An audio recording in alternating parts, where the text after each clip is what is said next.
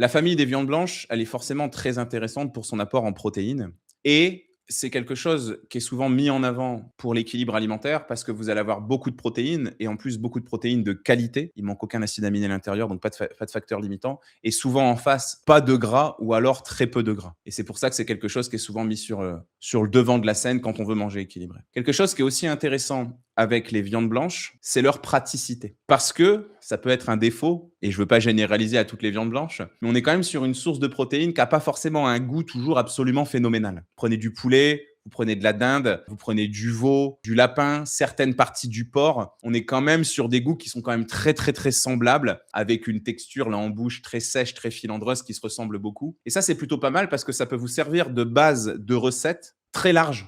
Parce que vous allez pouvoir accommoder ces viandes blanches de différentes choses aux alentours et ça va forcément donner un repas qui sera quand même plutôt intéressant en termes de goût. C'est le reste du repas qui va donner votre goût à la viande blanche et pas l'inverse. Par exemple, dans un repas dans lequel vous auriez mis du poisson, par exemple. Donc ça, c'est assez intéressant pour ça. On est vraiment sur de la viande vraiment très, très sèche. Hormis la peau du poulet, il y a vraiment presque pas de gras à l'intérieur. Donc, si vous aimez ça, bien évidemment, les viandes blanches font partie des bases nutritionnelles de votre alimentation.